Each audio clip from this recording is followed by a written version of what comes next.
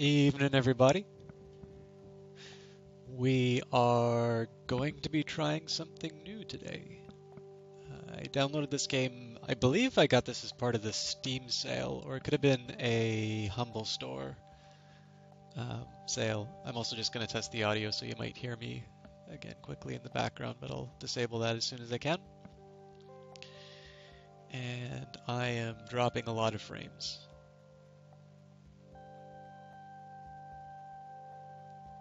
Okay, we'll try and work through it.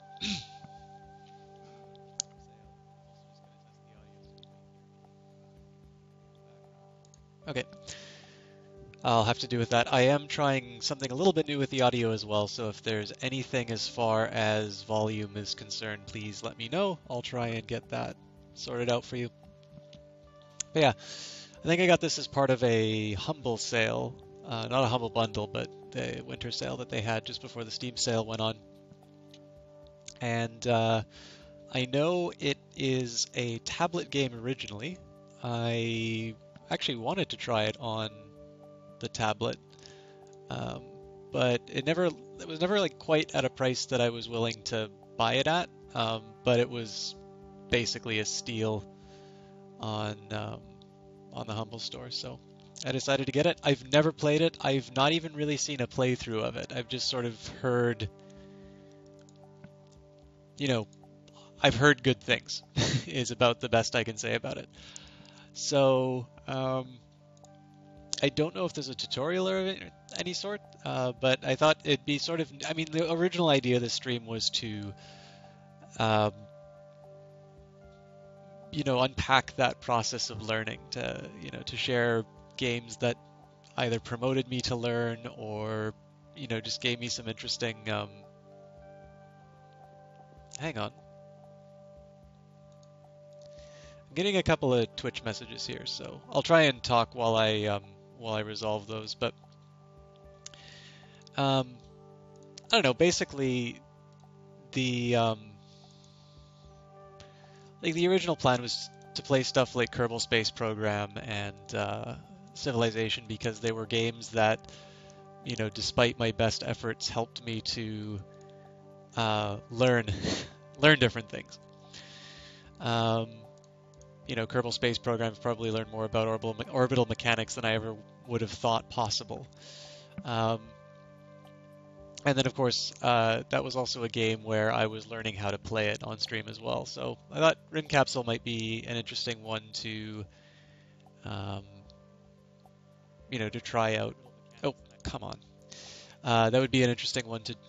I don't know. I think this would be an interesting game to try out to learn. It might also completely fall on its face. It may not actually be interesting at all to watch.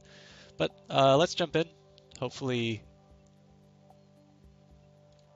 you guys get as much fun watching me learn this as I get learning this. I also have a new mouse, so I was hoping to play something that was a little mouse intensive. Okay, so room.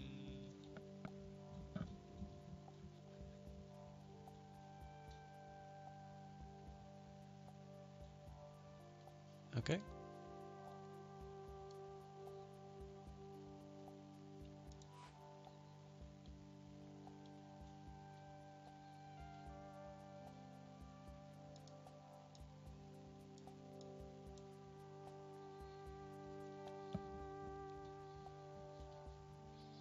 Maybe I should read this out just in case the quality isn't where it should be. Your men are the white things jumping around the station. Drag them from their current idle task to construction at the bottom of the screen.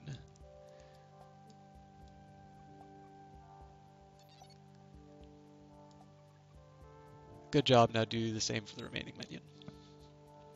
Remember, if you start feeling cramped, expand your station with more corridors.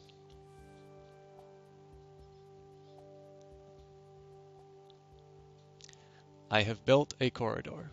Your station will need a steady supply of resources.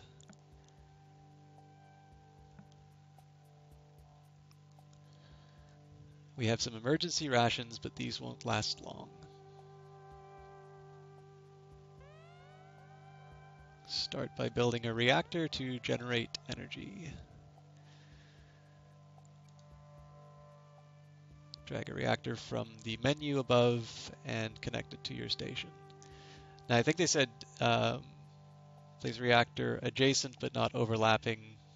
Tap to confirm. I didn't say to what, but I'm going to assume that it's the corridor. I'll just try here to make sure I'm not crowding things out. Oh, I missed one of the messages. As well as energy, you will need materials. Place an extractor adjacent to your station in a particle field, which I'm going to assume are these pink things.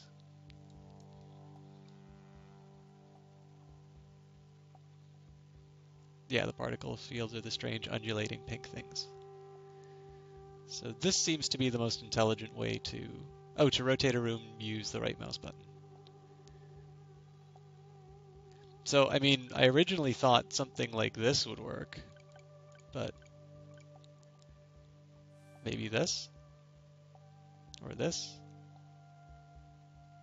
It doesn't really say whether multiple points of contact actually does anything. It looks like it's always just putting one. I guess I'll maybe do the one which sort of doesn't give me these wide open spaces. Oh, hey, it shows me what block. So this is a little bit like Tetris then.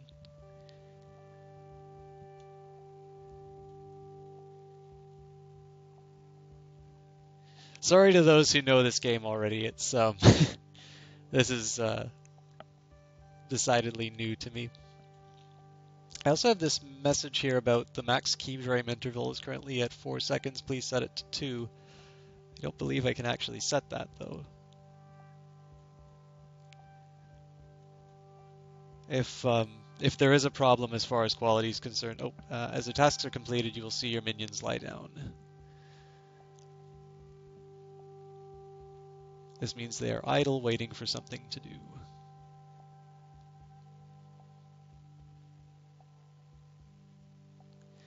Now that you have energy and materials covered, one resource remains: food.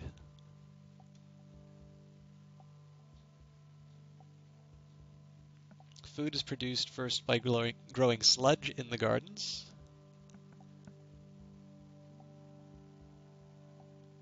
Then bringing the sludge to the kitchen where it is turned into food.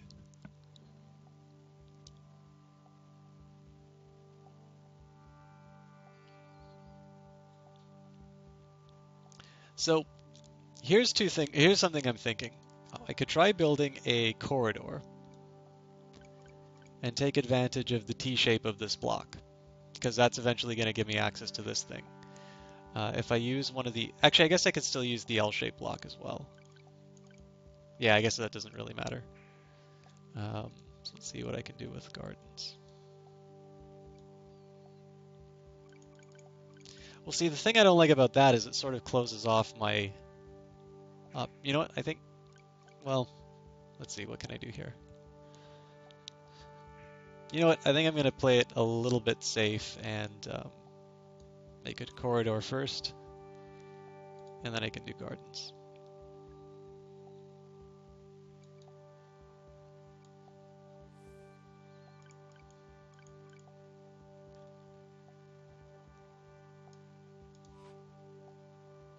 So the idea here is that, again, I'm assuming part of this is making sure I manage my space correctly. So what I wanted to make sure was that I don't know if there's anything out here. It looks like I would have been able to access it anyway, but basically I didn't want to make it so that I got cut off too much as far as the corridors were concerned. A good example of this would be, like, I can still go out what I will call north, sort of towards that first pink area that I connected to, but I can also go west, whereas if I built the gardens, I would have cut one of those two off. It could wind up being a waste. We'll see.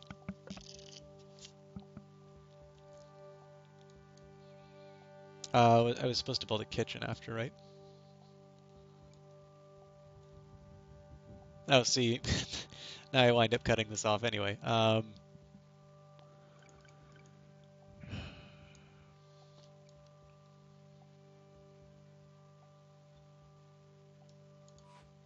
feel like I'm probably building too many corridors, but we'll make it work.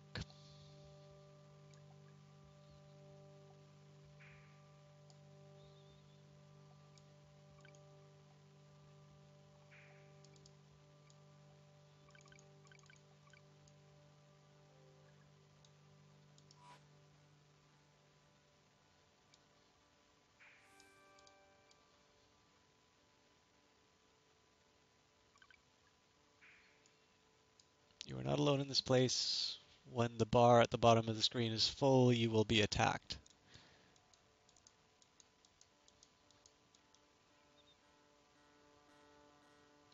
By then it is wise to have a weapons room. Okay.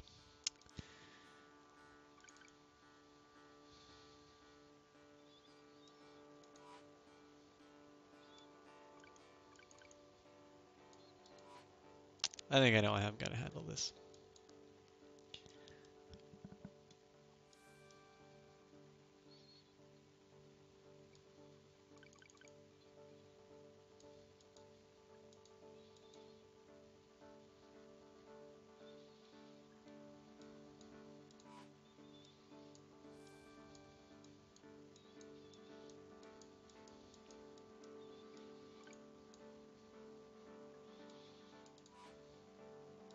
So what I kind of wanted to do here was just make sure I didn't cut myself off from any options. I've kind of failed in this area. Actually, I think if I build this corridor, I can sort of double back towards that pink resource. But basically, I noticed there's a platform down here and a platform up here. So I haven't closed off my options to accessing either of those. Oh, and it looks like there's one over here as well. I'm assuming the tutorial is eventually going to tell me that I can access those things. But for now, we will take advantage of a weapons room.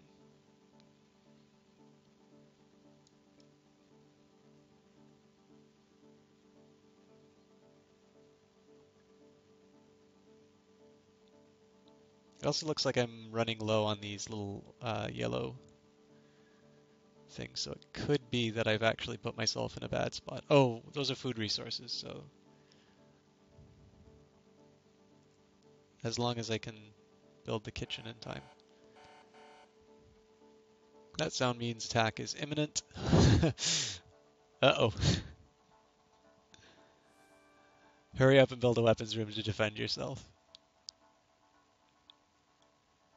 This should be interesting.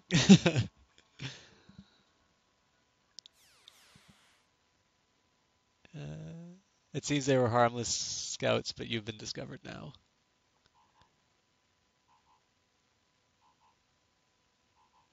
The next wave will not be as harmless. Well, that's a relief.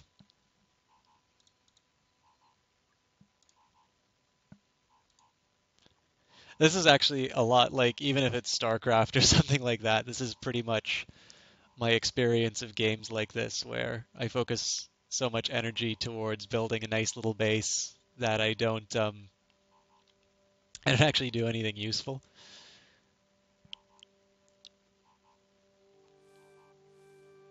I tend to die a lot in those games.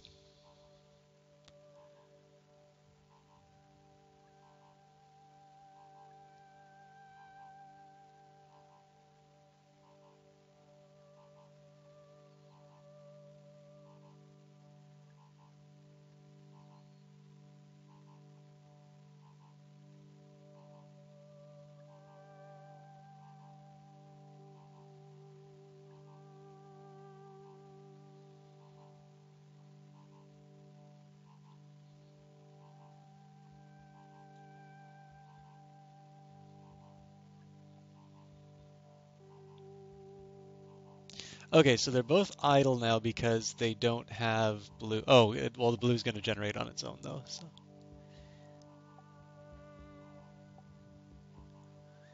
I suppose there's an argument that I should build another reactor.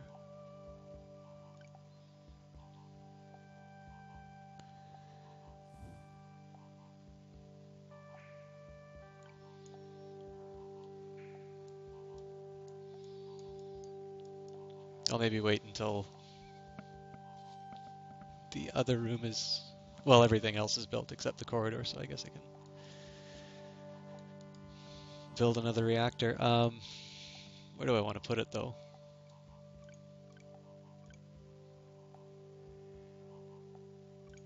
Shapes are hard. Hmm.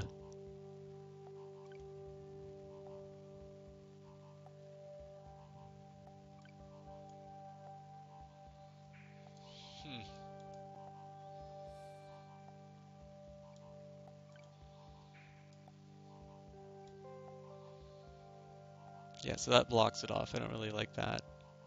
I guess I can do this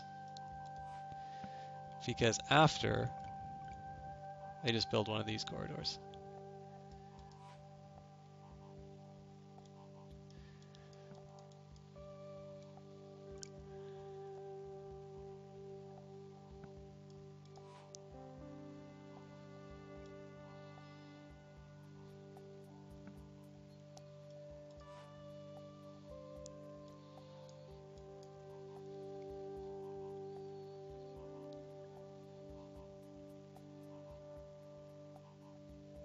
So I definitely have a deficit as far as these little light blue things are concerned. Now that could just be I've gone sort of hog wild as far as construction is concerned.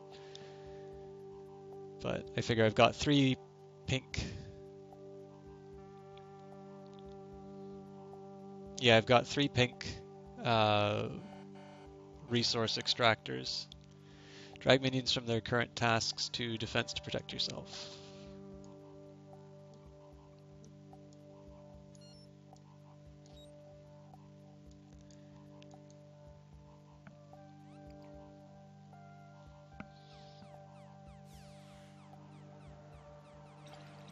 Get styled upon scouts.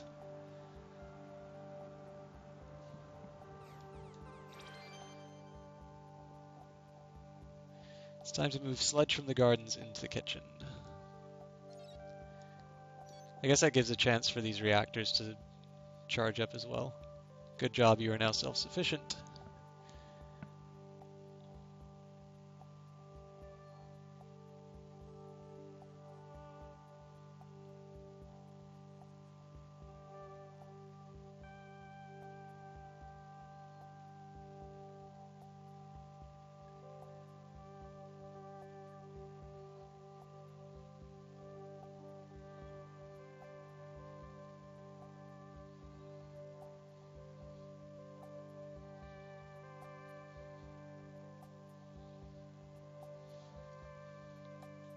Back to construction, you lazy sods.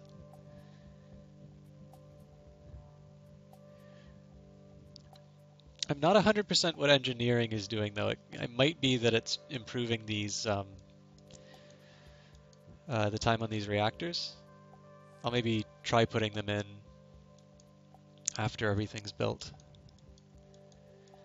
I should eventually explore one of these platforms as well, but I was thinking the game would tell me to do that.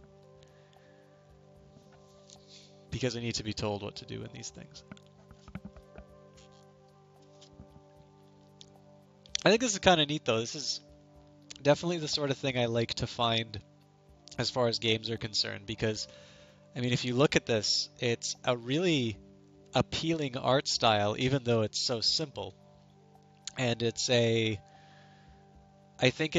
one of the things I really love about games like this is it recasts, um, some very old familiar, maybe even some would consider tired ideas like Tetris. I mean, everybody's played Tetris. Everybody's probably played enough Tetris to last them their lifetimes. And yet, this has found a new way of sort of that, manage your resources, manage the shapes well, gameplay into this little, this little space station. Looks like this fellow's idle, so let's put him into engineering to see what he does. Yeah, so I think that said increases the production rate of the reactor, which is kind of what I need.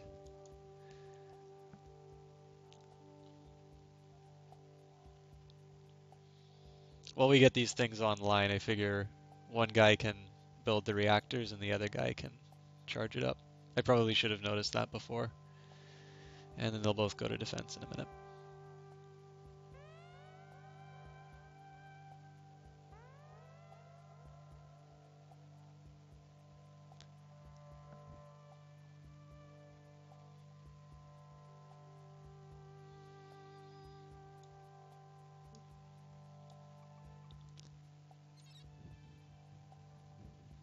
Hopefully that's enough for the construction. I guess we'll find out.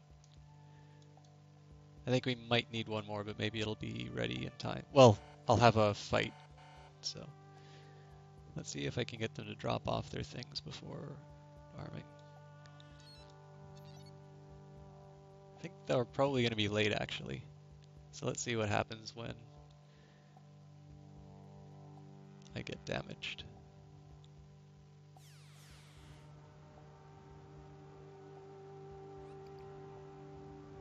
Nope, looks like I made it just in time.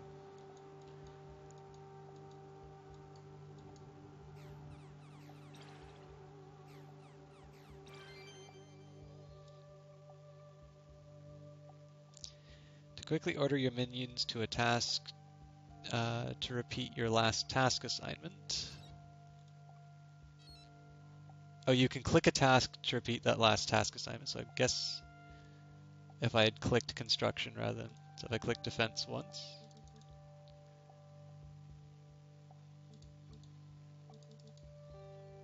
I have no idea what that instruction was supposed to mean. It's kind of weird that they're building this reactor to the south rather than finishing the one to the north, but I'll have enough resources for both, so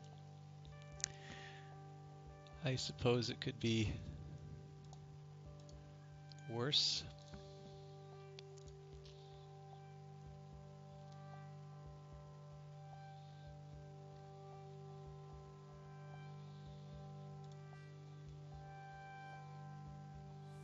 I do realize this is a little slow. So if it goes... I think if it gets a little too dead, I will move into something different, but I don't know, this is interesting.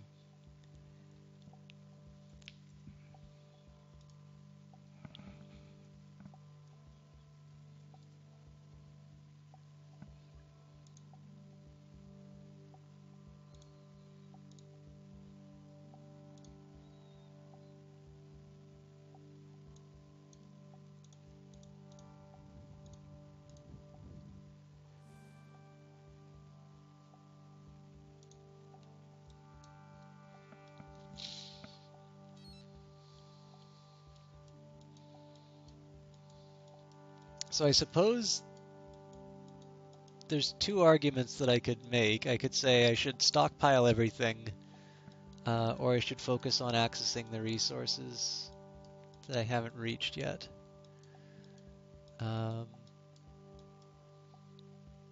Let's at least build some corridors out to the next extractor. Can't quite make it. So I will build one of these corridors so I can access this platform below when the time comes. And then I can build one of these extractors. And I suppose it would make sense.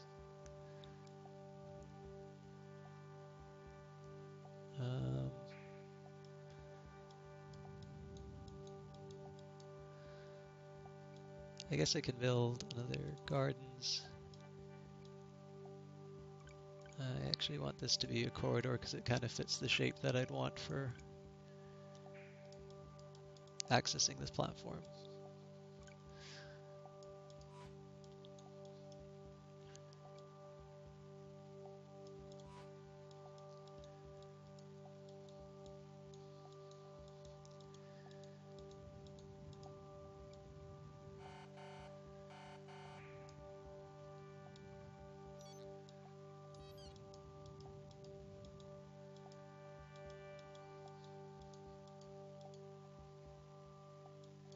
Yeah, so I mean, at this point, I think I'll get the remaining resources I haven't reached and then just start accessing these platforms.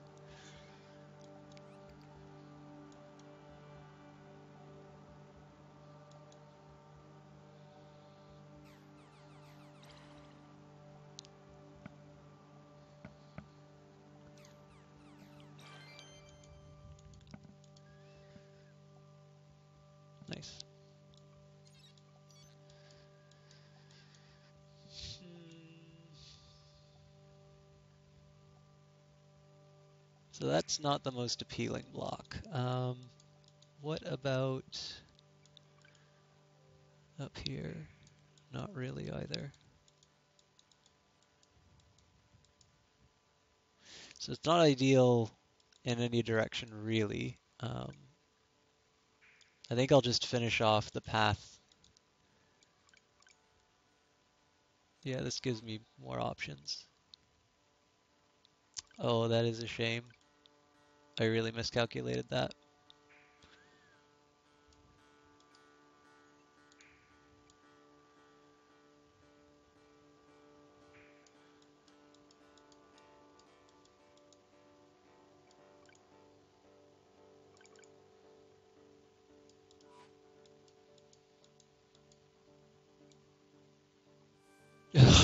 This is such a pain. Okay, well at least I'm guaranteed.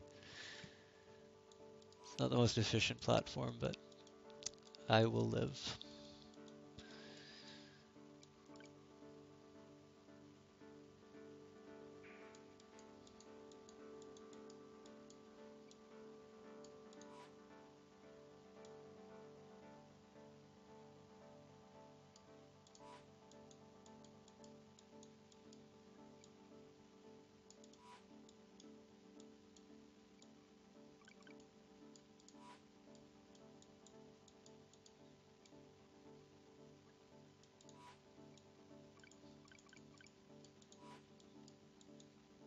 I don't actually know if you need to match um, the different buildings, but I figure just so I don't wind up in kind of a resource deficit, I'd build the station that way. And I sort of lucked out on that.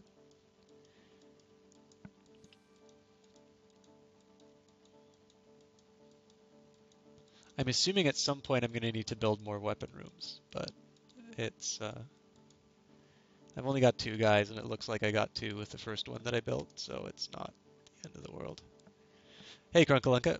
I don't know how long you've been here, but pleasure to see you again. I'm trying out, well, as the title says, Rimmed Capsule. Never tried it before. It's a very relaxing game. But I'm not entirely sure how well it streams. I'm enjoying myself, but I don't quite know if it's compelling viewing. At least the soundtrack's nice. I'm hoping that the volume settings turned out where they're supposed to. I might be able to actually turn it up a little bit. It's kind of quiet for me. Except when the alarm goes off.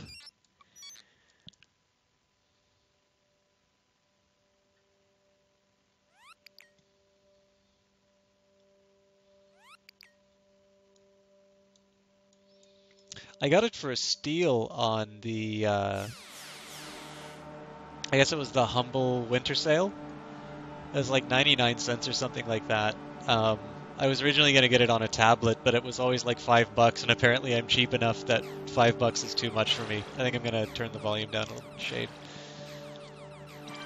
But I mean, so far as I can tell, what it does is it takes Tetris, so you have like your blocks in the top left-hand corner, and you sort of need to manage your resources and build out your platform in an intelligent way, and then you defend against these waves of attackers. I noticed that there's more ships coming each time, which I'm assuming is a motivator for me to expand out onto these different platforms.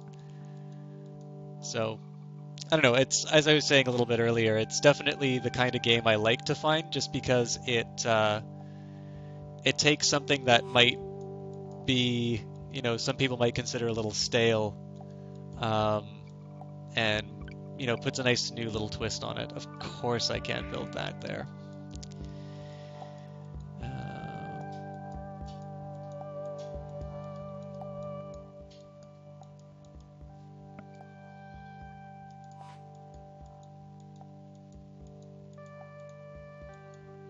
Also, I got a new mouse, so I sort of wanted to do something that was a little click intensive to just get used to it. I've been using a small little laptop mouse for the longest time, so I have this very claw sort of grip.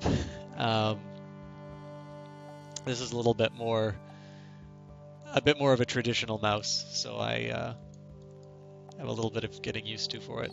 I'll put one on food service. I've kind of got enough as far as energy is concerned. I think I've actually overproduced, but I'm eventually going to take all of these resources anyway, so except maybe these kitchens, I think most of these were somewhat intelligent decisions. I might have spent a little too much on building platforms, but I don't see any other alternatives. I think I'll do a corridor here. And let's get its extractor.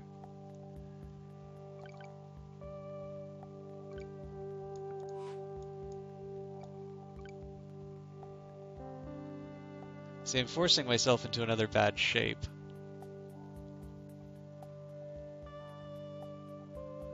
Oh god. Okay, so it's one of these in reverse.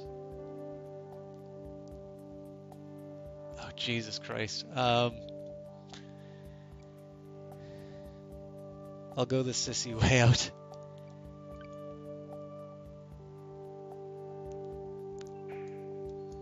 Yeah, I really blew that.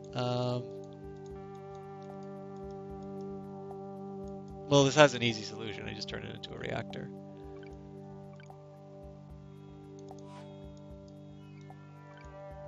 Ah, okay. I was really anticipating that that long one to save me, so let's just get rid of all of that nonsense. I guess I should do something about that invasion too.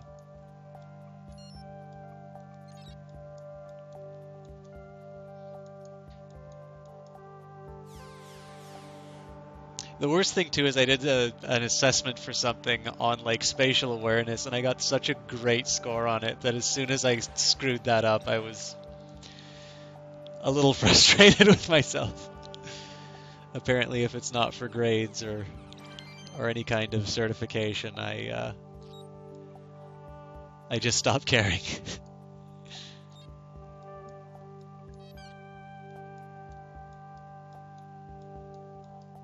Okay, let's try this again.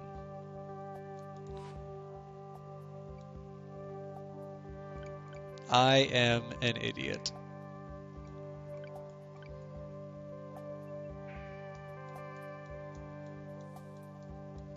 Okay, well, is there anything else out here that I want to access? Not really, so let's build the reactor closer to home.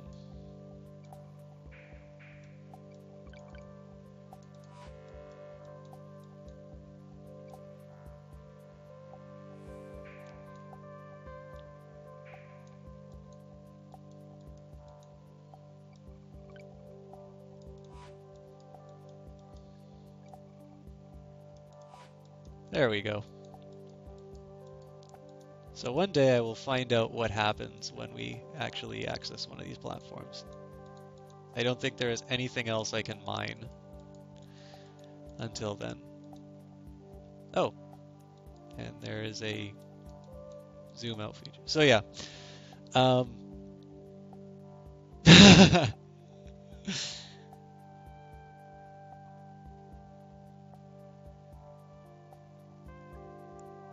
I'd say I've been watching you too much, but I'll admit I've been shirking on my Twitch watching. I've got to, I gotta get ready for the next term of school, so I've not watched as much as I had planned. I mean, one thing I'm wondering if there isn't a... Like, if there isn't sort of a level system to this, which I haven't noticed. I mean, it hasn't explained what quarters are yet. But, like, if this is a game that doesn't have levels, but it just sort of keeps building and building and building, I'm almost wondering if these platforms just kind of open up the level a little bit more. But if that's the case, I don't necessarily think I've built something that's too horrible. I think the only problem is that eventually the defense I'm going to have to run pretty fast to get there.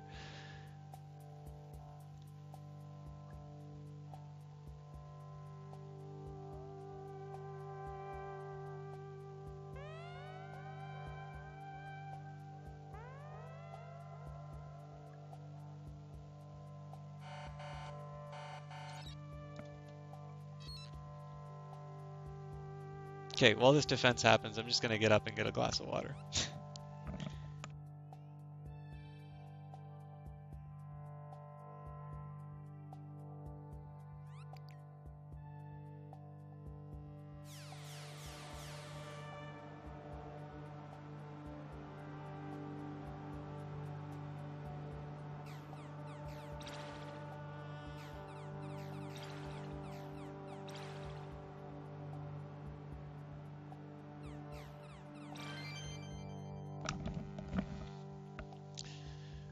I survived!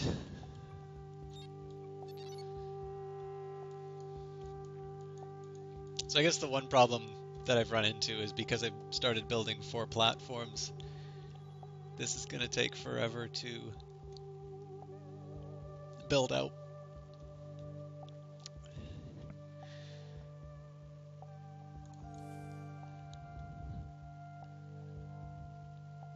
I suppose that gives me a minute to see about this keyframe thing that Twitch has been bugging me about.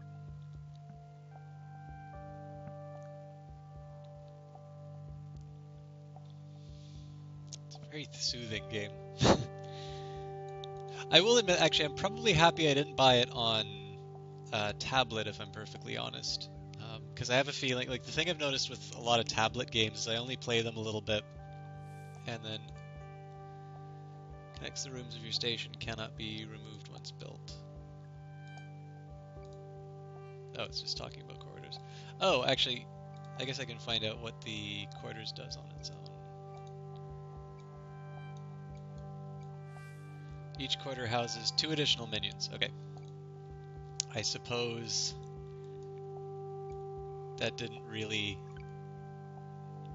come as a surprise.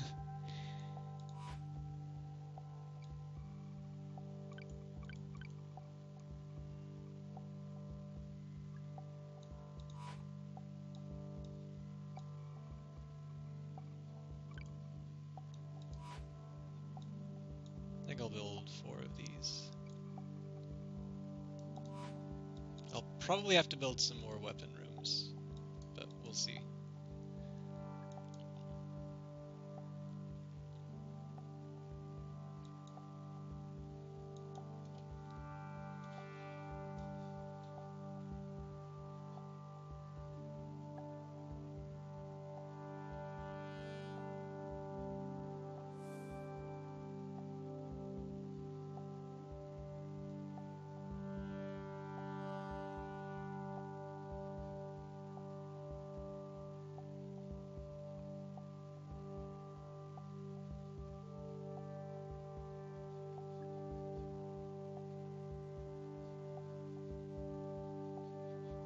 I think for a change of pace, maybe when this is done I should put on like Borderlands 2 or something like that.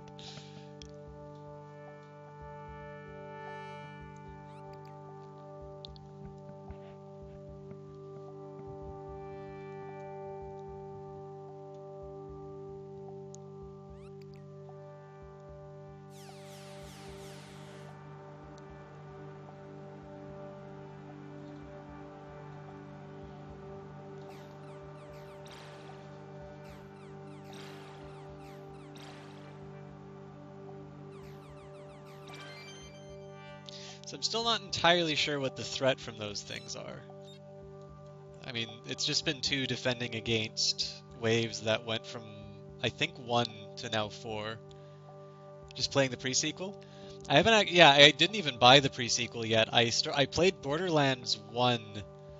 I like started playing it last year, and then I took a break, and then I finished it now. And then I got the Game of the Year for Borderlands 2, but I'm only a few missions in. I like it, it's really fun. But, you know, there's just so much stuff to play. And I really wanted to do something new tonight, so Rim Capsule was first on the block.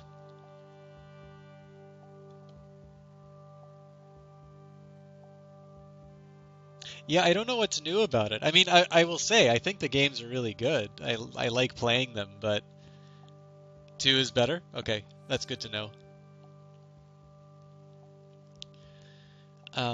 certainly the Telltale game, like Tales from the Borderlands, seems interesting. But then, I mean, I've not played The Walking Dead. I've really enjoyed every time I've seen somebody stream it.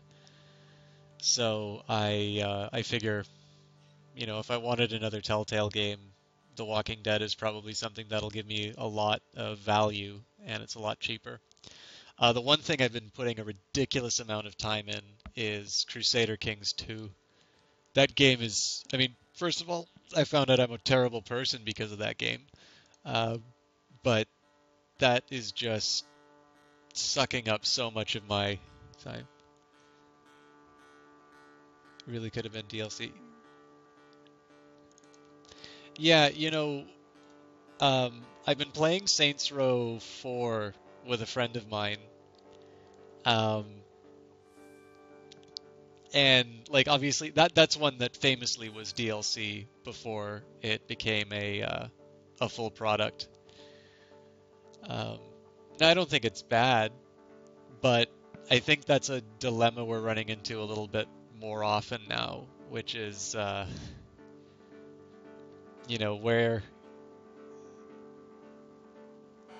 where do people kind of draw the line in terms of what DLC is and what a new game is. So I'm not entirely like basically if the if what you're describing, like the thing is about half the size of the original Borderlands map, yeah, I think maybe even an expensive DLC would have probably been the better route. On the point of DLC, I'll actually say the one thing, as much as I really love Crusader Kings 2, and it's, like I said, I make Machiavelli sound like a complete pansy with the stuff that I do in that game. Um, the thing I don't like about it is the same reason I really don't like the way Payday 2 is handled, which is just they constantly release just another piece of DLC.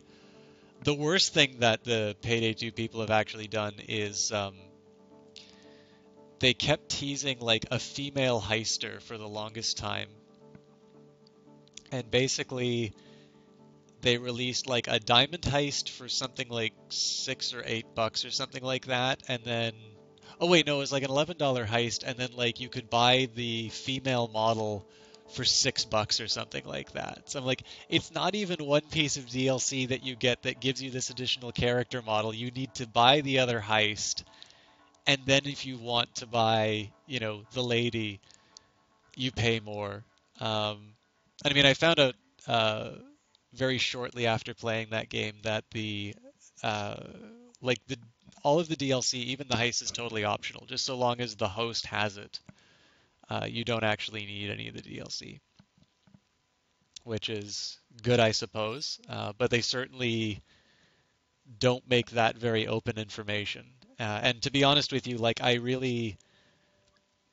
understand the point of DLC. I understand why it's important. But there definitely seems to be sort of this tendency of making like half-finished games and then just constantly releasing, another, just basically nickel and diming the customer to death. And I really don't like that. Like especially for Crusader Kings 2, half of the DLC that you can get for that is just customization, like special looking units, special looking portraits. So if you have like Celtic rulers, they look a little bit more their ethnicity. Um, the actual expansion pack kind of DLC I think is really good and adds some new dimensions to the game. So it's a little bit like Civilization in the sense that the game is better for it. I think that's perfectly acceptable.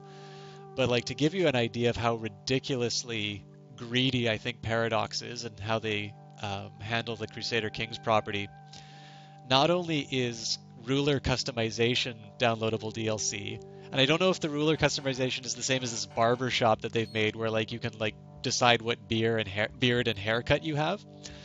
But they have another game called Europa Universalis, which I haven't played yet, but it looks as good as Crusader Kings 2. If you want to export your Crusader Kings 2 game, which like ends at around the 14, or I guess it's the 15th century. I think it's like 1460 or something like that it ends. If you actually want to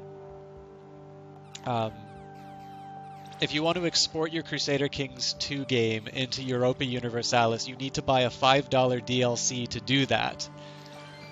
Now, it seems to me that most developers would say, hey, you just bought 2 of our... Oh, reach any monolith, last more than 10 waves without building quarters. Oh, cool. So I completed a mission without actually knowing about it. Nice. Well, I'm busy ranting about DLC. I suppose I could be more positive, but so much for that. There's no point to having an extractor once these things are done, so I'll get rid of it. Yeah, so you get the point. Like I'm beating a dead horse here, but like just this whole idea, like any other developer would kind of be, it's like, hey, you bought 2 of our flagship titles. Thank you for that. If you really like these games, how about you try, expanding this Middle Ages game to the time where, rulers became a little bit more autocratic and it's about nation states. Whereas Paradox, it's kind of like, not only are we not even going to give you all of the models that we have planned for this game, but we're going to make you pay, even though you've just bought the 2 games that, are flagship titles, we're going to make you pay to actually cross over this material. So, I don't know. I mean, it pays for the development of games I've really, really enjoyed, so I don't want to be too unkind to them. But I think they're... Like, the thing is, during the Steam sale, where a lot of this stuff was 75% off, which is the only condition under which I'll buy it from companies that engage in those kinds of practices, it took me like 15 minutes to navigate through the stuff that was purely cosmetic and stuff that actually added real content to the game. So at this point now, it's just making me mad.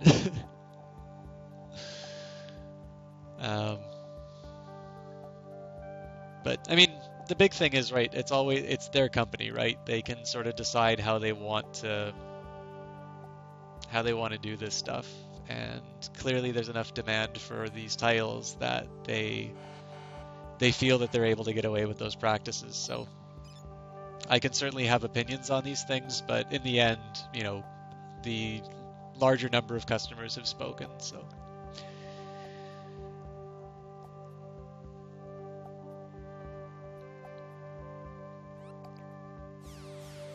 I know Total Biscuit has a lot of opinions on DLC, though I like some of the stuff that he talks about are like the idea of DLC that's being developed before the game is finished. I'm like, in the end, I sort of figure a company has...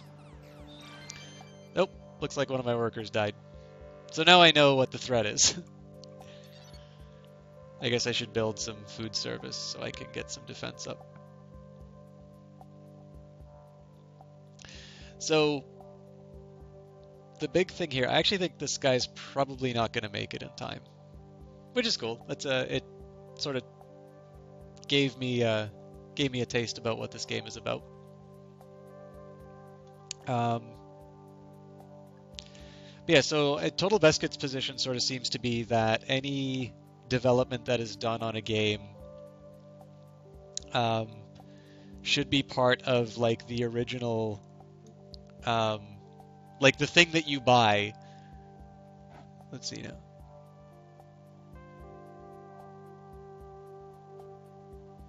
Yeah, well, I mean, obviously, there's nothing stopping them from working on it and then just, announcing it after the fact. Like the big thing is I figure that I think the idea of like making some DLC for a game while you're developing it just lets people have some options. Like some of the games that I really enjoy are the sort of like the Endless series by Amplitude Studios. So like Endless or Dungeon of the Endless, Endless Space, and now Endless Legend. And like they have their, I think they call it like the pixel tier and the oh wow, so I have to build this inside. I guess I can get rid of that pink thing.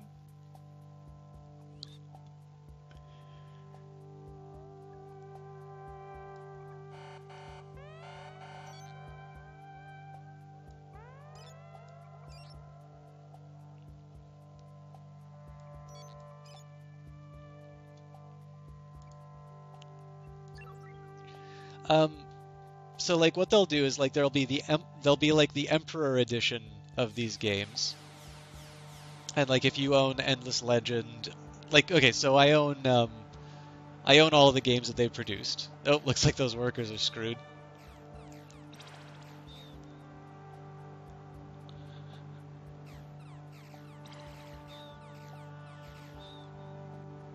Yeah, there we go. So yeah, obviously a mismanaged colony, but um, I think I kind of get what's going on here.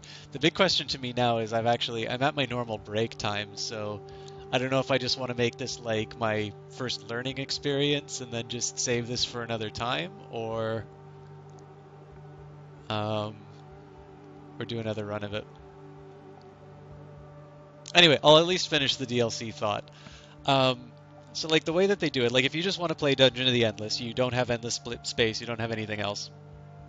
Um, then you buy the Pixel tier, and the game's like $8 or something like that. Now I own Endless Space, and if I buy the deluxe edition, I get an extra faction for Endless Space, and if I have Endless Legend, that also unlocks another faction for them.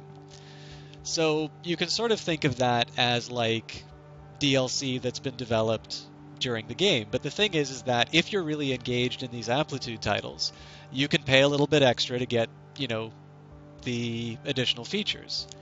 And that seems perfectly fine to me. But people who just want the experience of Dungeon of the Endless can pay a lower amount and they're not going to engage in the full universe that Amplitude has made.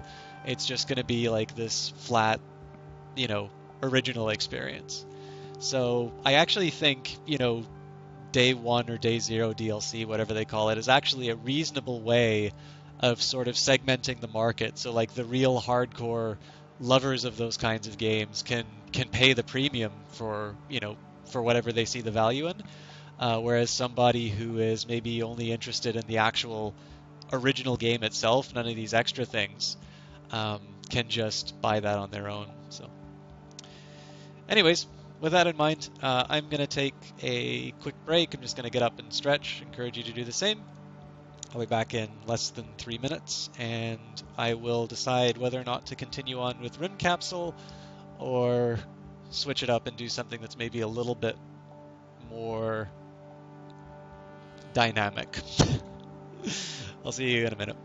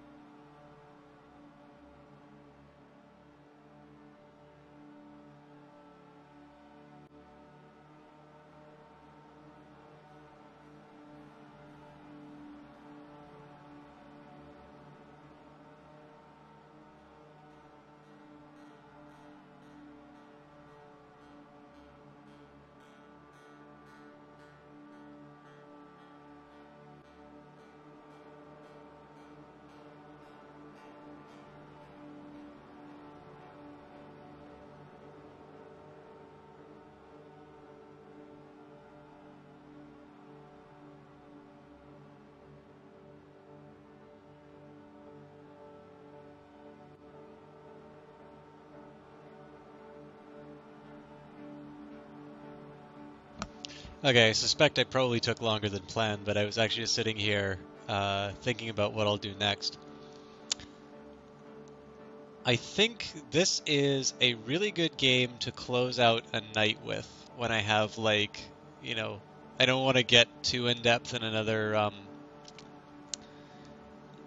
game, but I don't want to like I don't want to end the stream early, so I will bank Rim Capsule for now. I actually quite like it. I'm going to play more of this, but I'm not going to play more tonight. And what I'm going to do instead is try another game that I got on a discount, Antichamber. So I'm just going to quit out. It'll take me a minute to set things up. And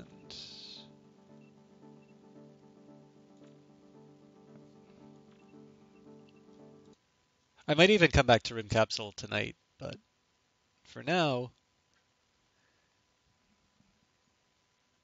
I'm in a I'm in a mood to try a whole bunch of new things.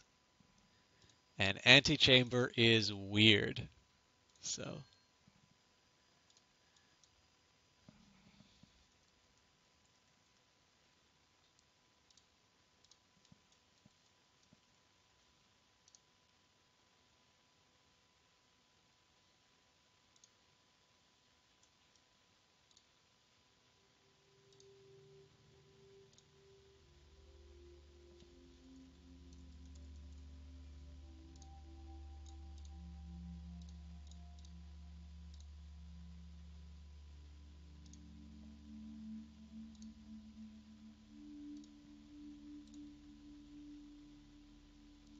on that other point, I saw your last message about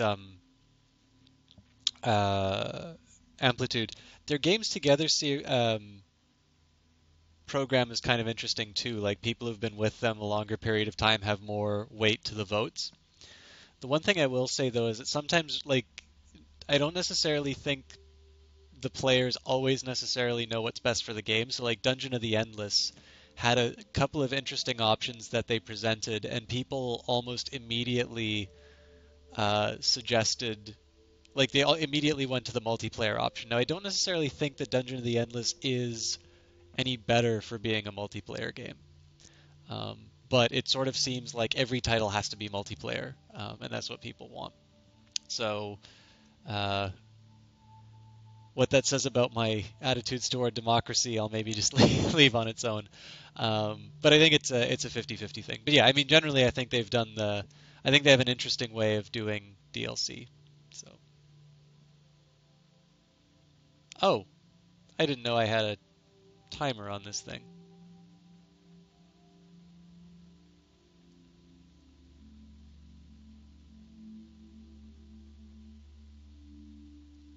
I didn't even remember where I started.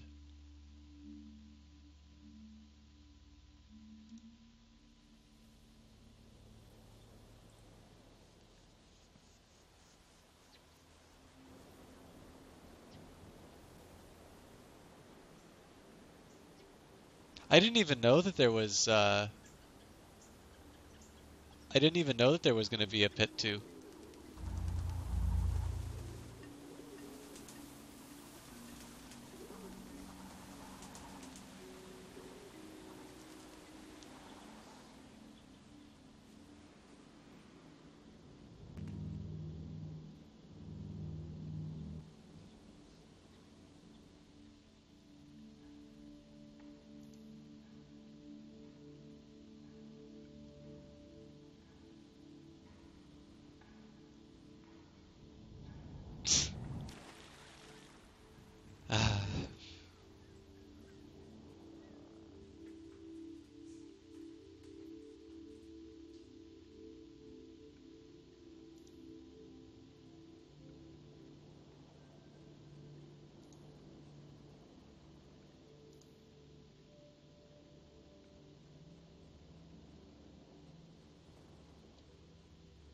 This is another one I'm not sure how well it streams, but the experience is absolutely twisted.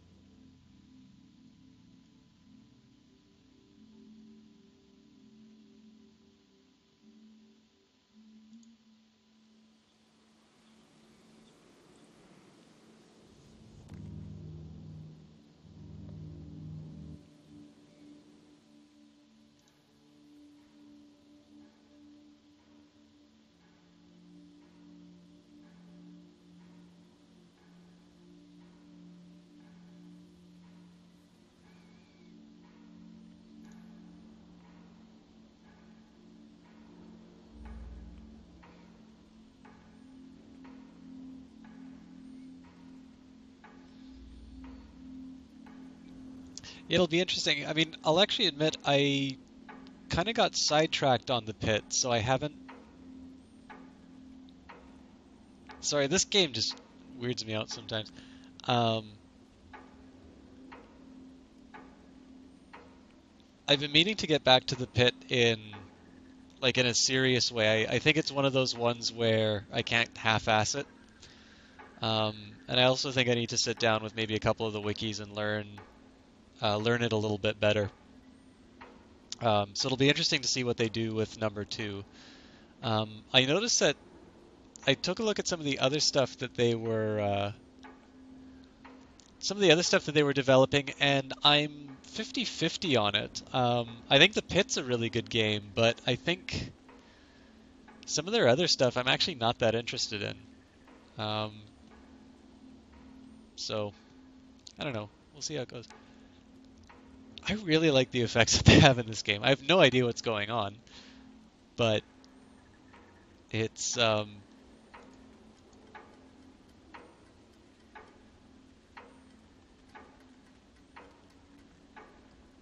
so neat. Again, it kind of sucks that this is being streamed. Like this purple thing is being controlled entirely based on where the cursor's going. Have you played it?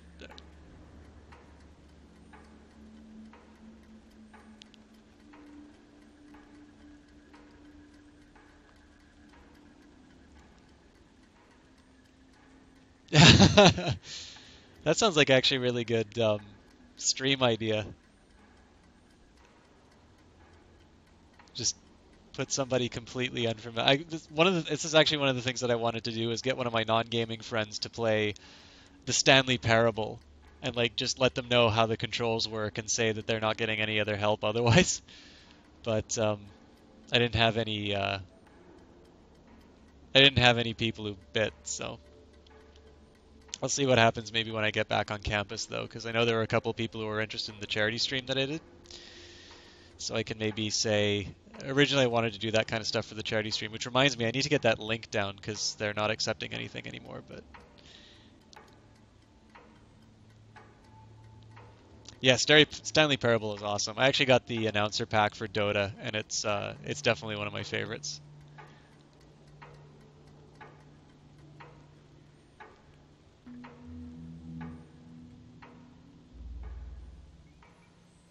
Okay, I feel like I just wasted a whole bunch of time with that purple thing.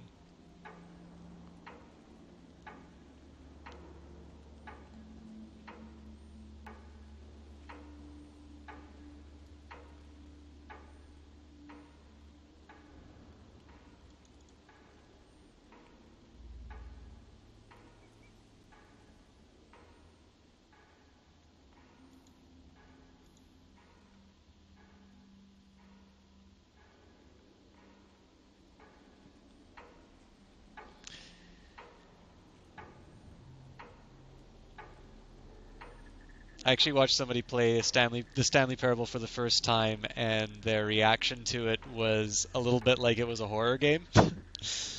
This is actually one of the things that I mean, it's always fun to do, but I've promised. Oh, neat.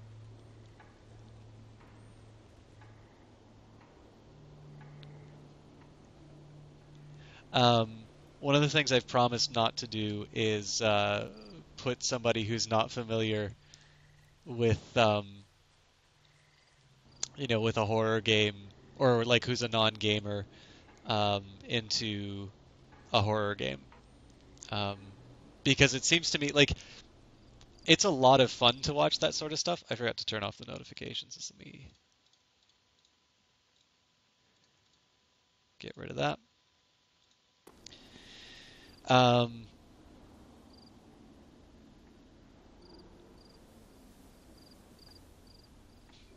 yeah, again, I have no idea how how fun this is to watch, but this is quite the ride. Um, but yeah, the only problem that I have with putting non-gamers in front of games like Outlast or the Stanley Parable, sorry. The only problem that I have with that kind of video that gets made is it tends to be done at the expense of the person who's playing it. So I mean, if it's Conan O'Brien playing it or something like that, that's fine. Now, I mean, the thing I don't like about his segments are he always sort of plays the "I'm too cool for games" card, which is, I'm not too crazy about that. Um, but like, if somebody's kind of voluntarily playing the scaredy cat, then I'm fine with that. But like, if you're just setting up, your girlfriend or something like that, specifically to watch people, to have people laugh at them for being scared, I think there's classier stuff you can do for a stream. So I think Stanley Parable's great because it's weird without being deliberately terrifying. Although, I mean, there are certainly a couple of moments in it where, things get pretty tense. But Jesus Christ, this game, man. Um, so yeah, there's definitely moments where things get pretty tense in the Stanley Parable.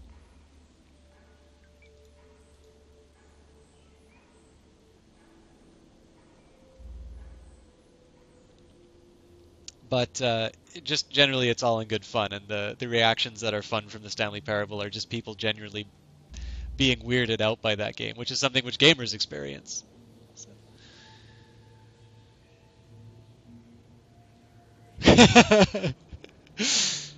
Yeah. Oh, gee. This game.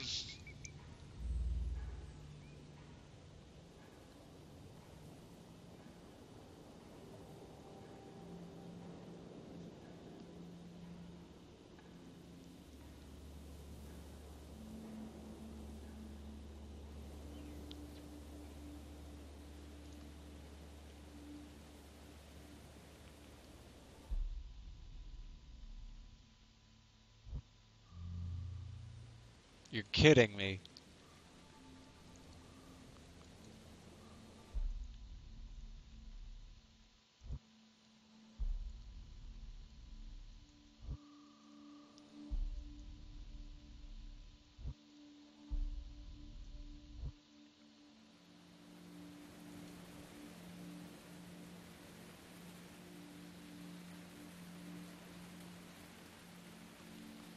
See, the worst thing about this one, um, what's awful about this game, I mean, it's great, but it's awful at the same time. Like, all of these messages it keeps telling you, like, the world looks different on the other side and things like that, they all seem to be related to the last thing that you did. Like, they're not about how to solve the current puzzle that you're on.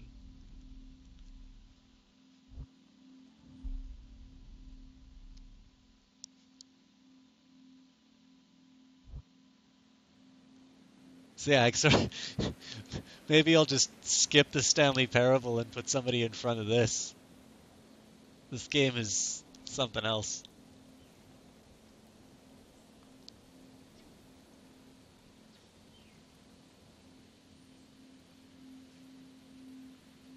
Yeah, I don't think you can get away with the same trick twice.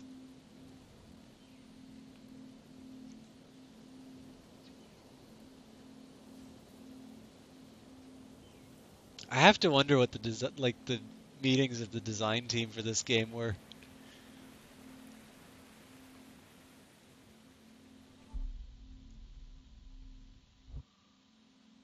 I mean, I have half a mind that this is just a complete dead end in the game, and they designed to waste as much time as possible. But I suppose I could think that about any particular part of the game until I get past it. Okay, looks different on the other side.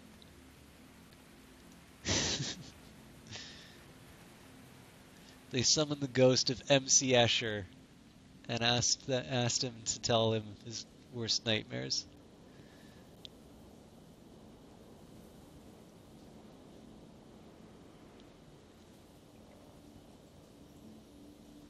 My God.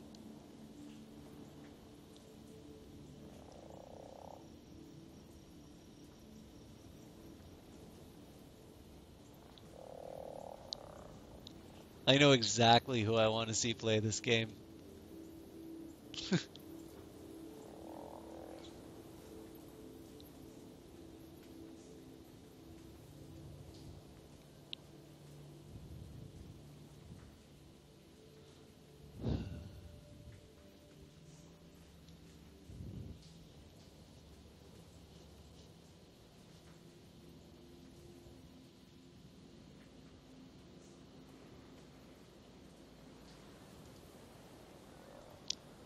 Look a little harder, you'll find a way forward. Failing to succeed does not mean failing to progress. Oh, but that's a message that I've gotten earlier in the game.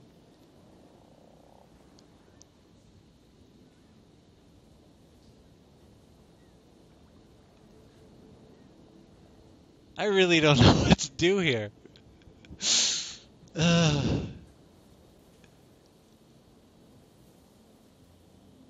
Sometimes paths are clear. Wait, I've been here before.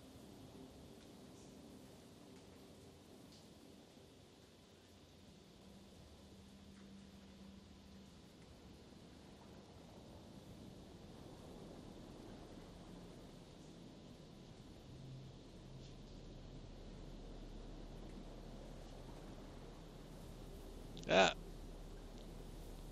where did that red room go? Venturing into the unknown can lead to great rewards. So basically, what I think they did was they sat down for Chinese food. The end may come before we are ready to get there. Did I just win?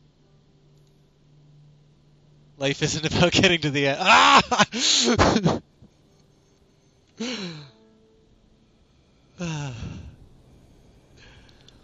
um, so they sat down for Chinese. They opened their fortune cookies and they made levels based on what they they saw. At times we need to view the world from someone else's perspective.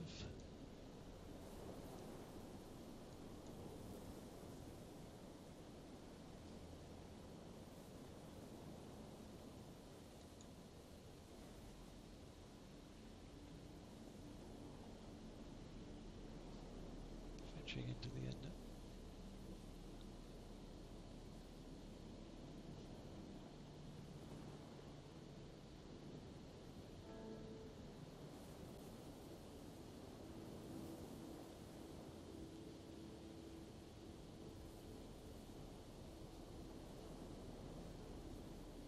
But how do I go back to that?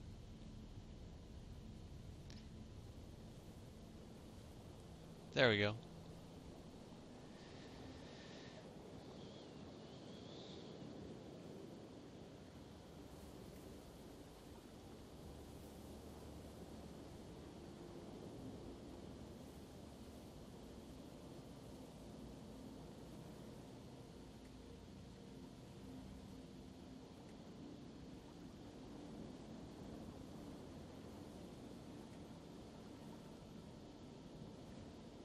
Hmm. Oh, here we go. What is this?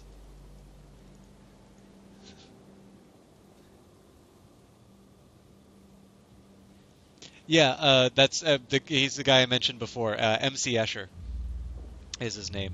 I'll get his wiki entry up. Oh, I just reloaded chat. Sorry. If you type anything in the next couple, well, actually no, you'll be getting this too late. So, um,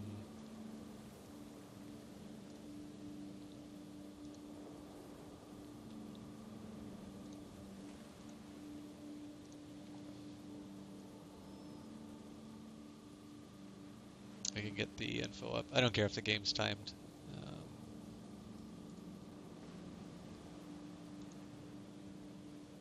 There's actually another game which is based off of his work. So this one is just really similar to a lot of the stuff that he does. But there's actually a game which is largely inspired by his drawings called The Bridge. But I think this is the guy you're talking about.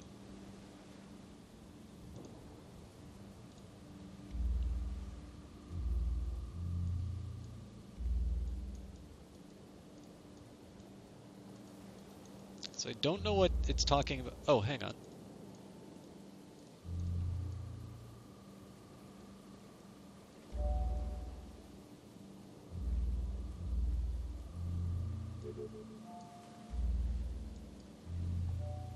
Well, now I've gone and done. Okay, I get it.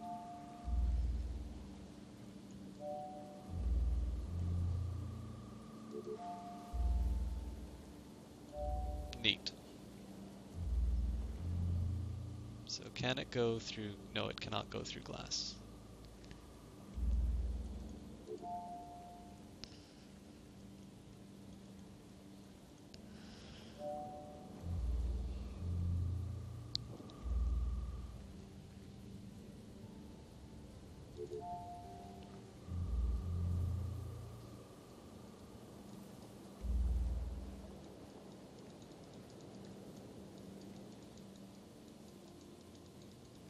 Now there seemed to be something about left clicking that would open a door as well.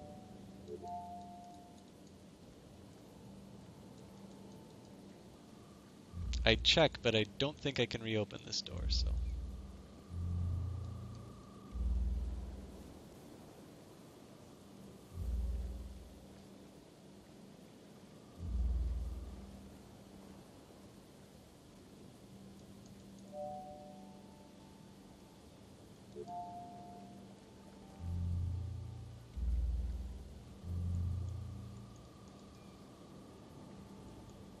Oh, I'm an idiot.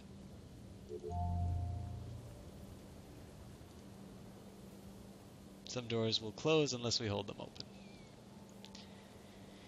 Again, it's very helpful tips that it gives you after you've solved the problem.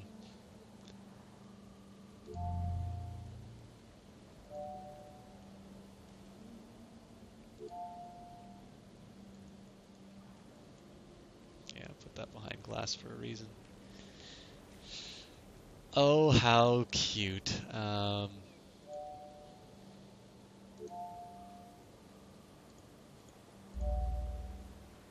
Alright, I think I'm getting the hang of this now. Which is roughly around the time that they changed the puzzle to just completely ruin my day.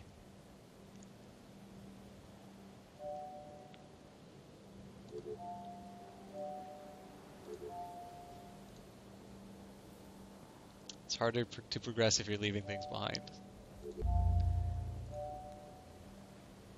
You're kidding.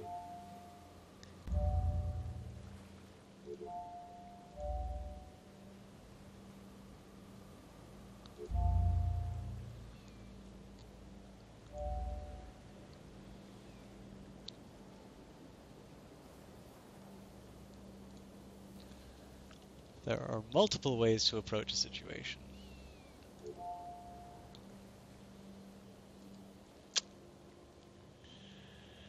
Something tells me this is going to be a really big pain.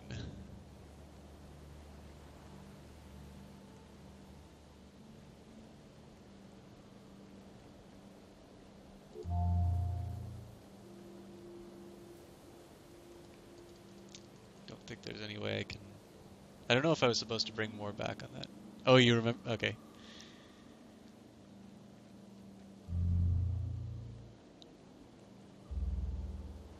Alright, so I'm fairly certain I need to bring...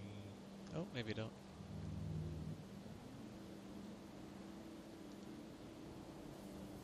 Path may not be right or wrong, it's just different. Don't look down. I know if I look down something Oh, Christ.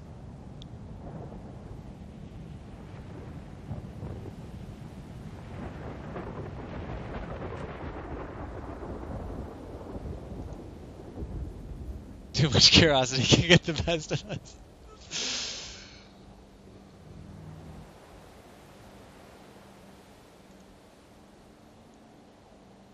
When you hit rock bottom, the only way is up.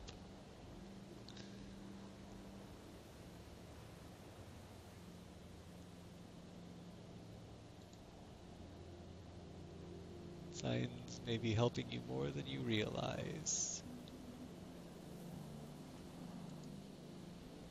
Some hurdles are too high to jump over.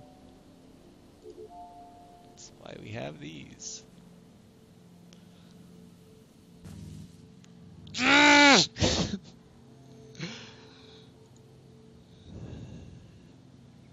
Dig a little deeper and you may find something new.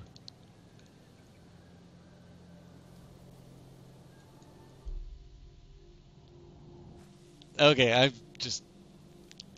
This game, man.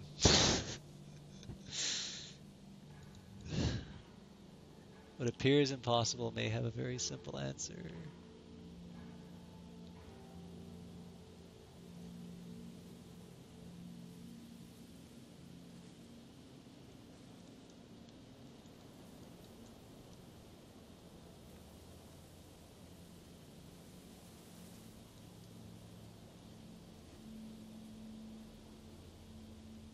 I don't know if I'm supposed to be able to read what's up there, but I definitely can't.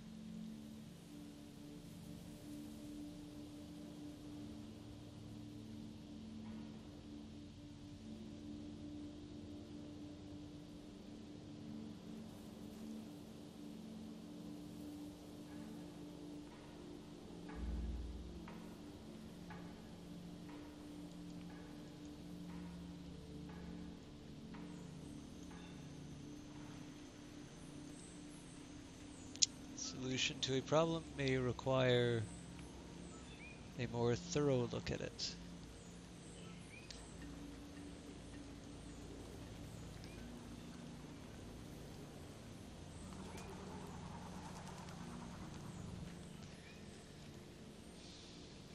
Rushing through a problem won't always get the right results.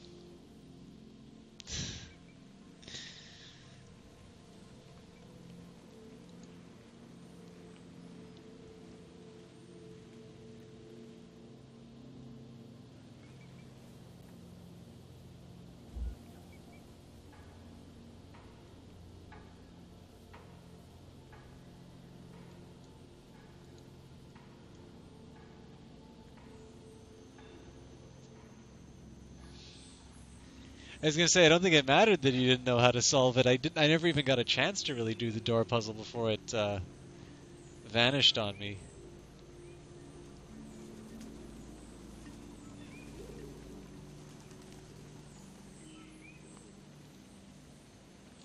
Moving through a problem slower may help find the solution. Ah.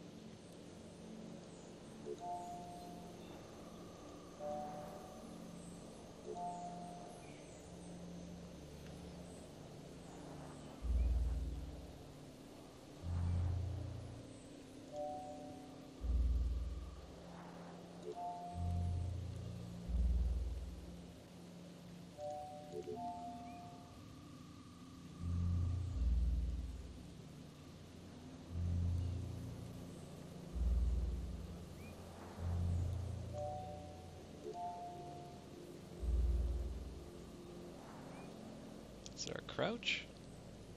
Of course there isn't.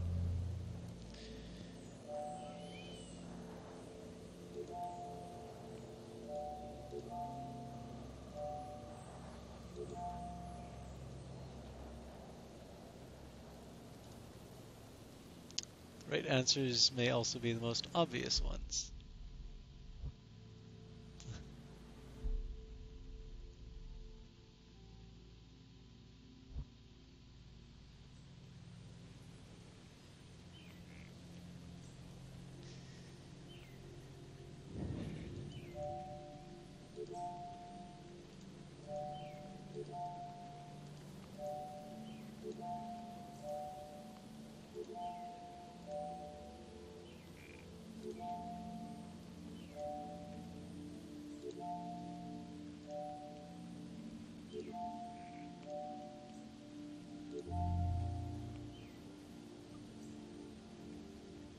It's intriguing to see the yellow gun there, but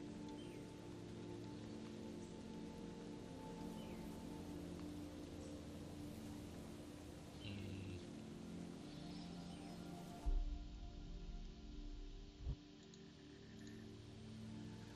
sometimes you only have just enough to get by.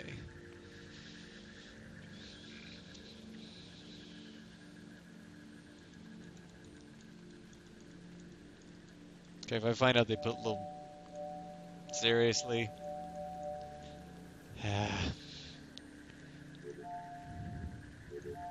I didn't know you could put more than one in that machine. That's kind of good to know.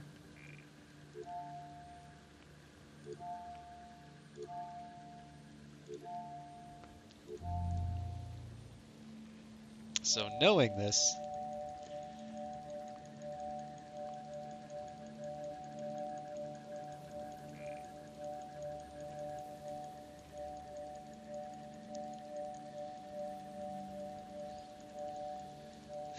something tells me the developers would not give me an unlimited supply of these things, so I have a feeling that this device is going to be losing its usefulness pretty quickly.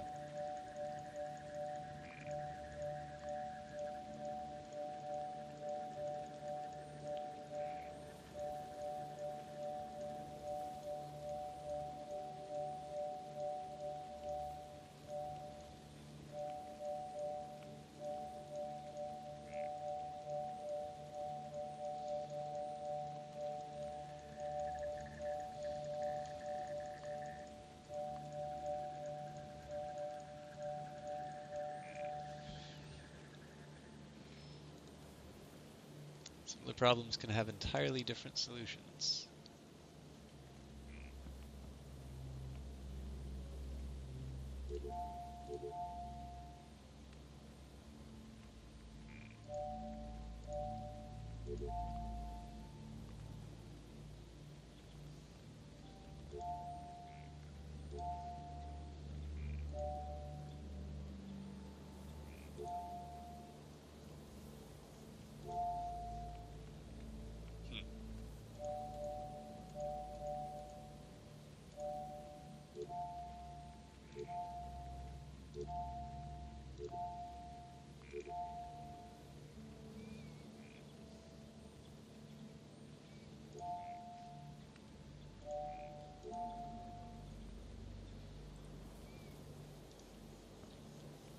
Going a certain way may require building your own path.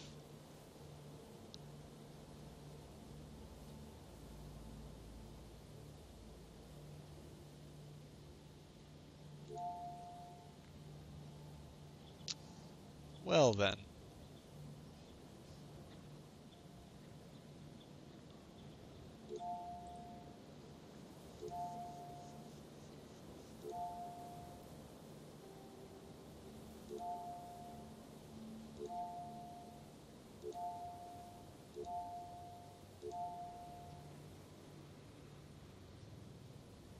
Oh, apparently would have built without that anyway.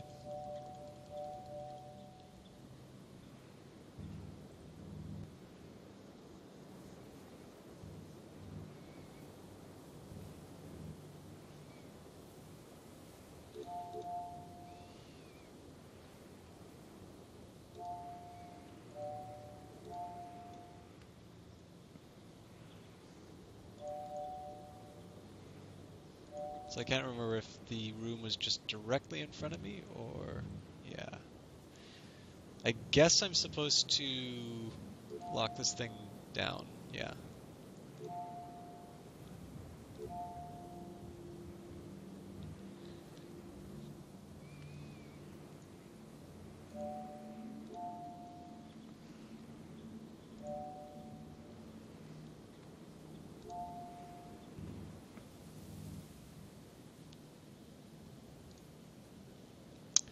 Old skills are useful even after we have learned new ones. That's good because I've forgotten all the old skills.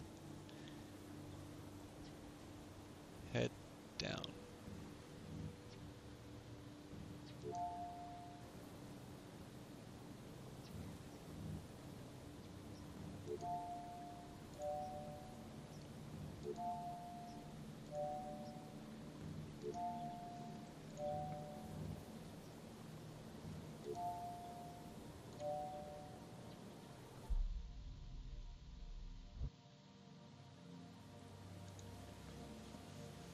If you aren't paying attention, you will miss everything around you.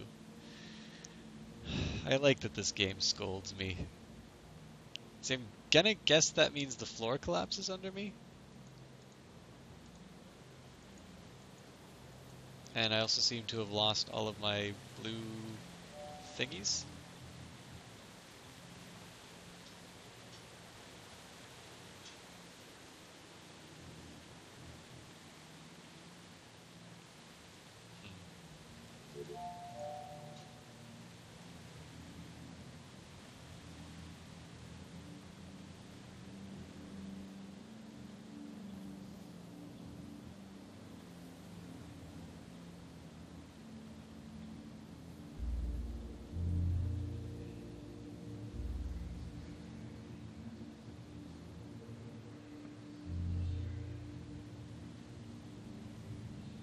Ah. Alley-oop. That's the problem, you need to keep pushing through it.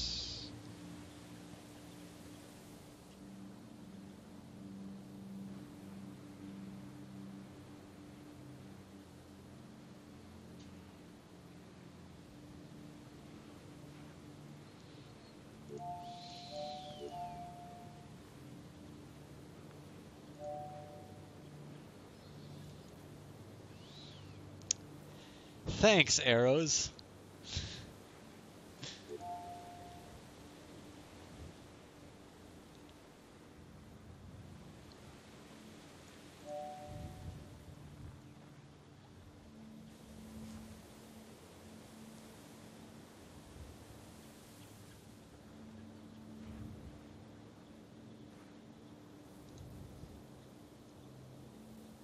Getting where we want may require jumping through some hoops.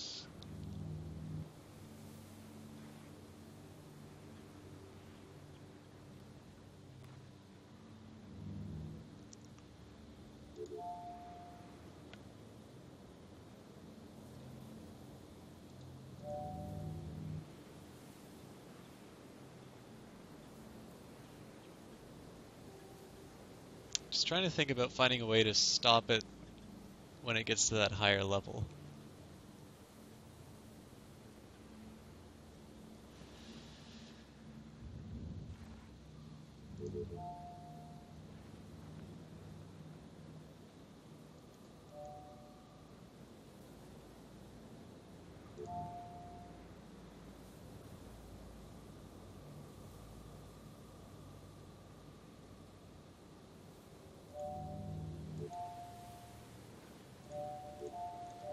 Okay, that didn't help.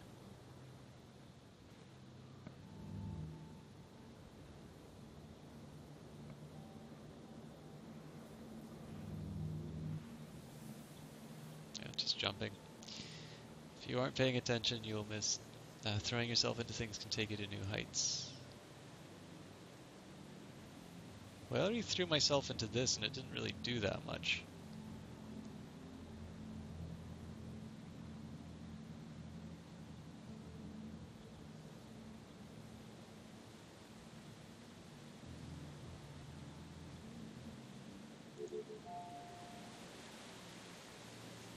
Oh, right, I need to jump.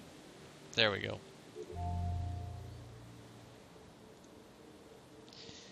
What we've done before may impact what we can do next.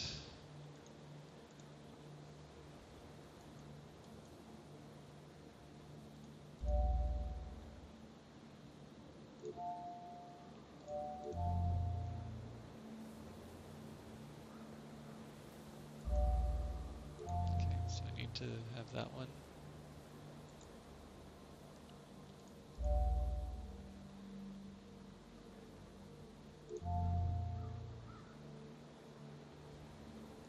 And I have a feeling I'm just going to go in a big circle.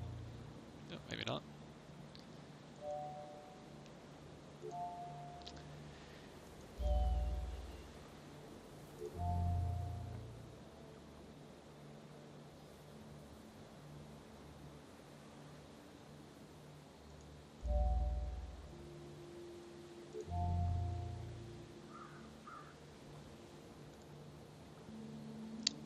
focusing on right now, you won't have enough for later.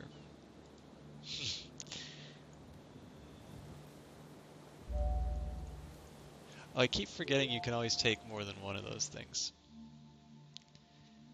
Some events happen whether we want them to or not. I don't remember this being here. Oh, I'm guessing this is just letting you know what rooms you've been to.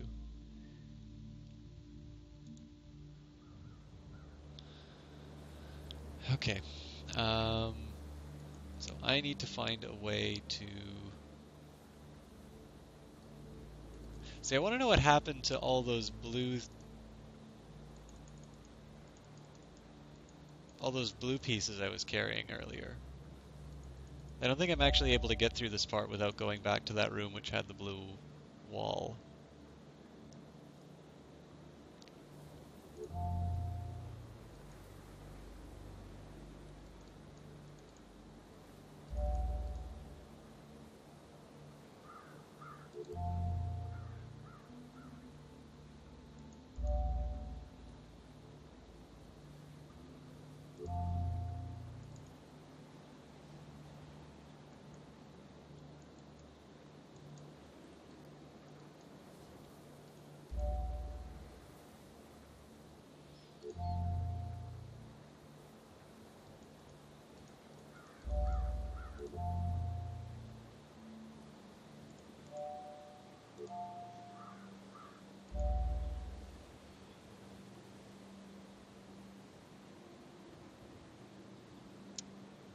I think I have an idea about what to do there.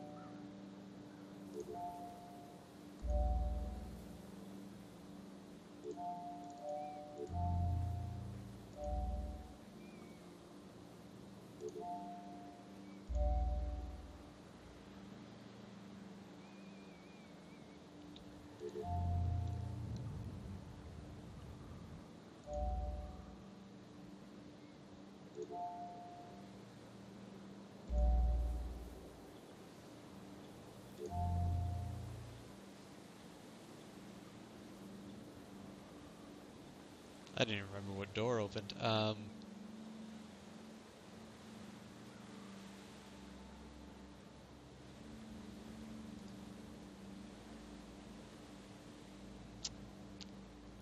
am completely turned around.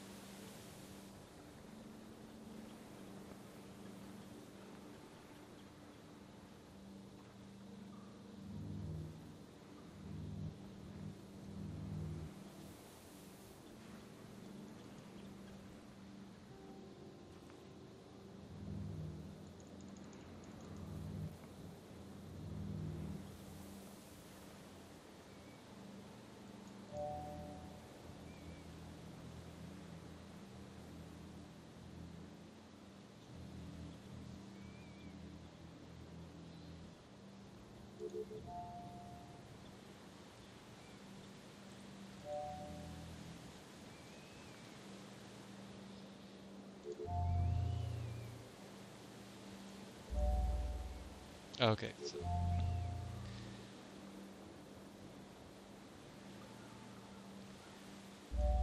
I actually don't see why I need to have that door open though, so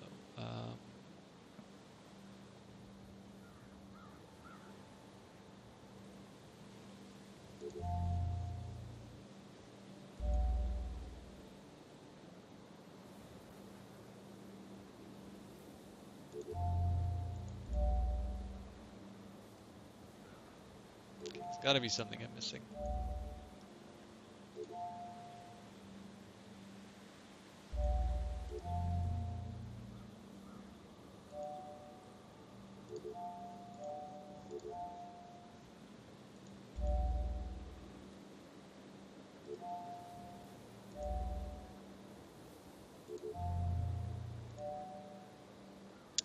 I am going in circles.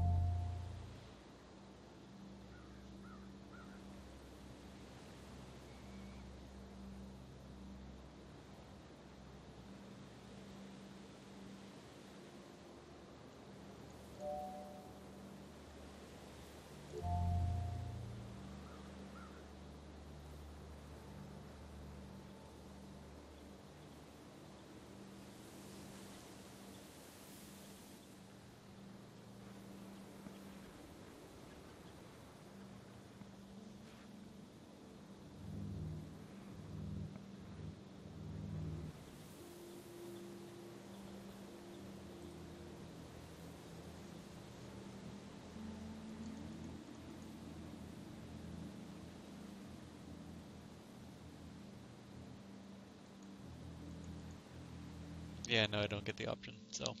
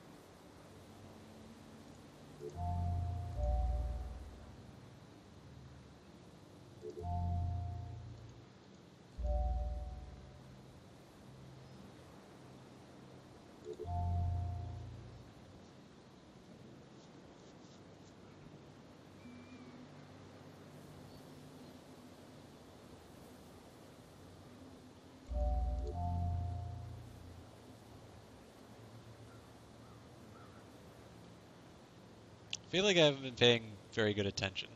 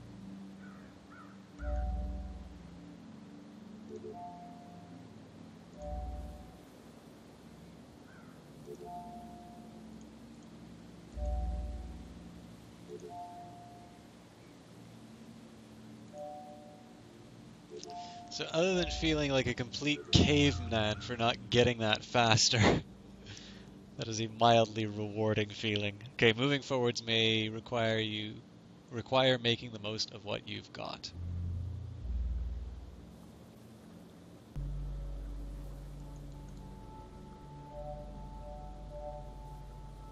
Well, that's useful.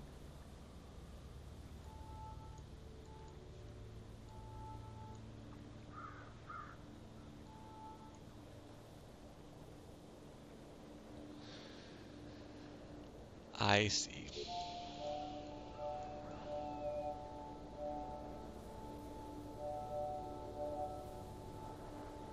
Just hope I don't have to refill that thing.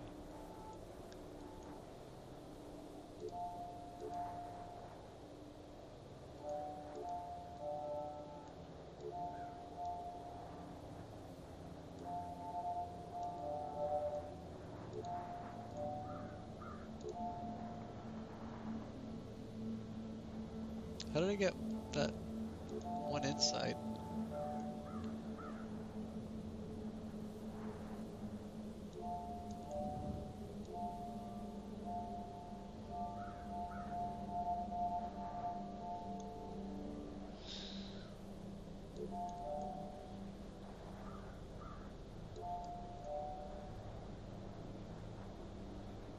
So I guess I'm supposed to sustain.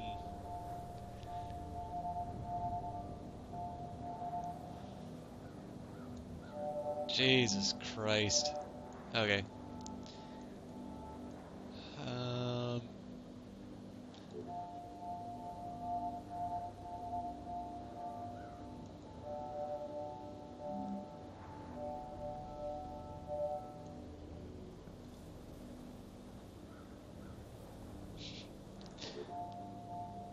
go to the consolation bracket.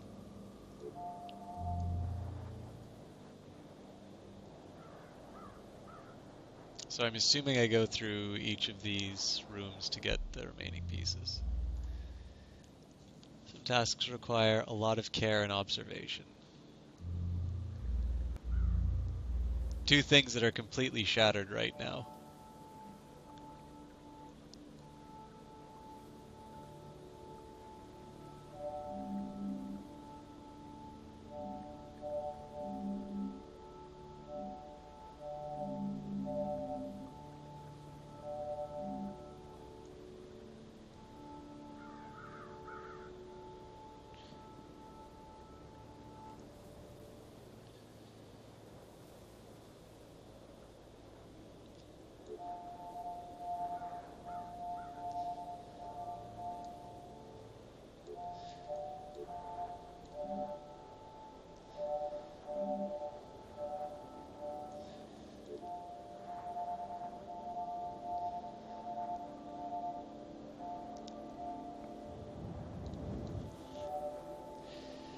They certainly enjoy trolling me.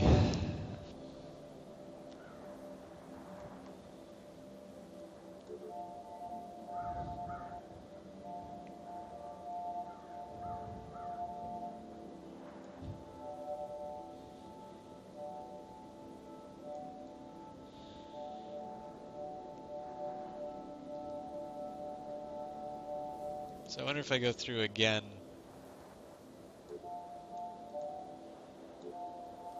if I'll get more.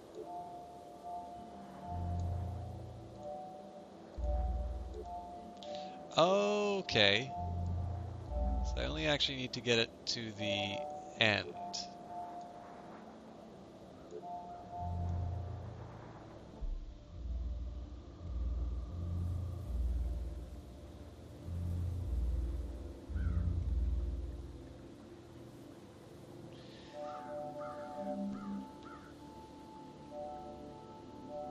I also think if I break one of these links, so I think if I take this middle part, yeah, the other ones vanish. So I also need to be careful about how I take. Yeah, so this is not going to get me anything.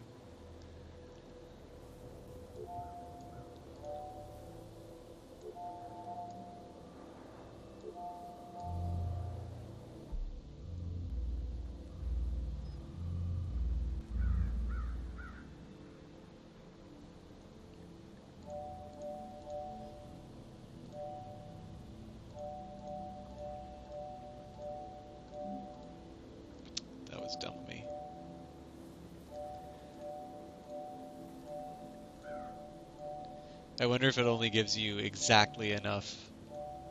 I hope not.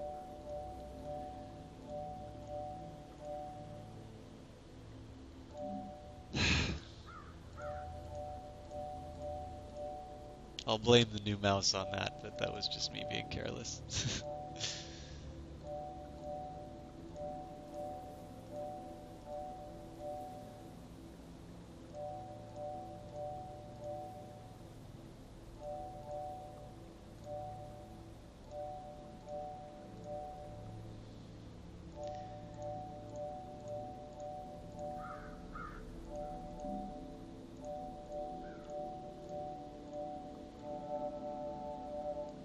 Okay, so let's see what that actually gives me.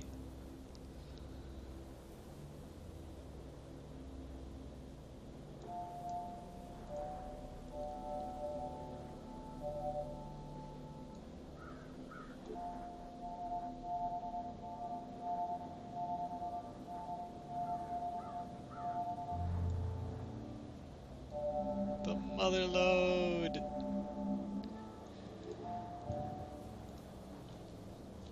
New skills engage further progress.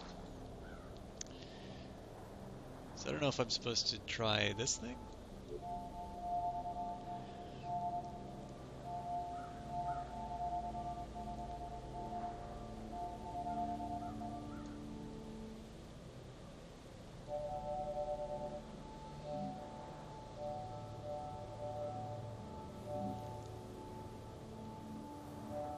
I guess technically I can really open all of the doors. Oh, Jesus. I need to be more careful on how I take those things out.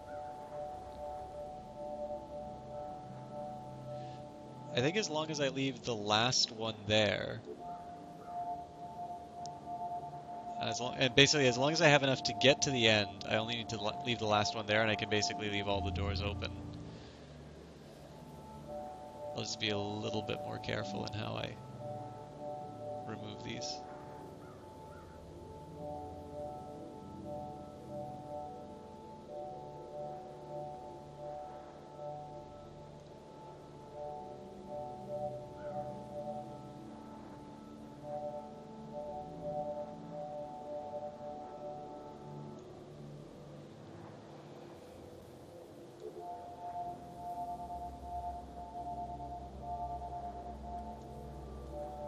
I feel like the longest one would actually be the progress, but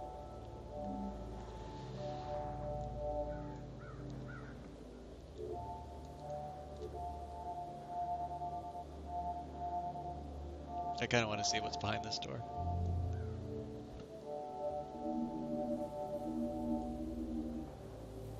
Interesting.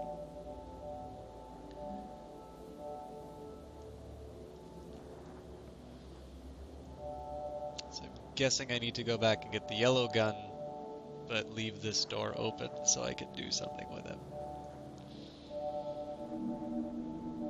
Unless I can sneak through. No. Mastering a skill requires practice. Yay, I'm done. Halfway through is halfway finished. Some problems just come down to size.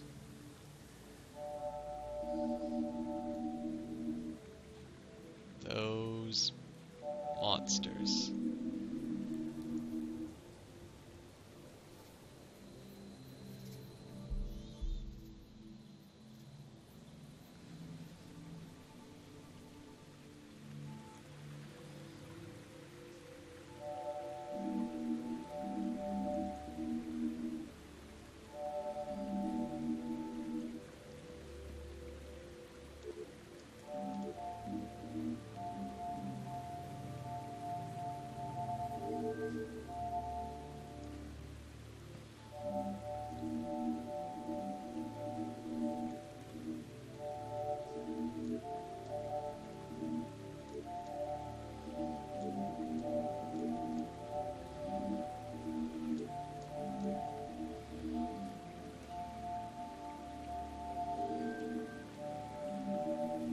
There's probably more efficient ways to do this, but as long as I get it done, I'm happy.